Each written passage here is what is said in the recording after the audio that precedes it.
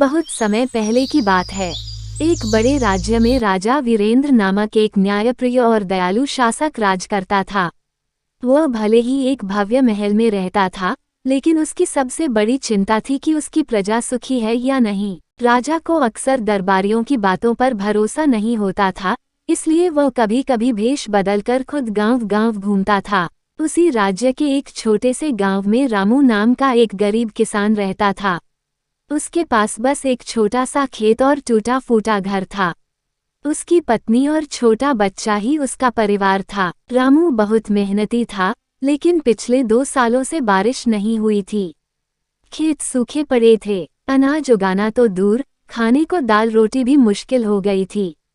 वो कभी लकड़ी काटकर बेचता, कभी मजदूरी करता, लेकिन पेट भर खाना मिलना मुश्किल हो गया था। एक दिन राजा वीरेंद्र ने साधु का वेश धारण किया और अपने सैनिकों के बिना अकेले ही गांवों का दौरा करने निकल पड़ा।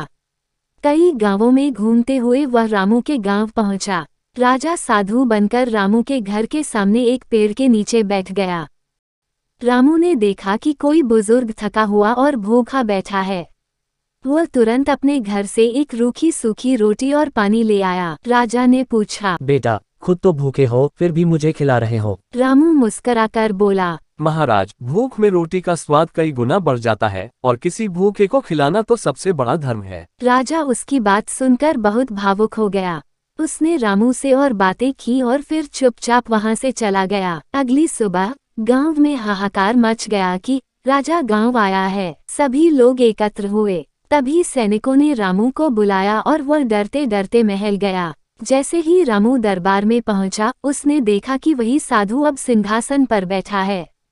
रामू हैरान रह गया। राजा ने मुस्कुराकर कहा, रामू, तुमने उस दिन मुझे खाना नहीं खिलाया, तुमने मुझे सच्चा इंसान बनने की सीख दी। एक भूखा गरीब किसान भी कितना बड़ा दिल रख सकता है, ये मैं तुमसे सीख पाया। राजा ने रामू को एक बड़ा उपजाऊ खेत, 2 बैल, खेती के सभी उपकरण और पैसे दिए। उसकी पत्नी को राजमहल की रसोई में काम दिया और उसके बेटे को राजकीय पाठशाला में दाखिला।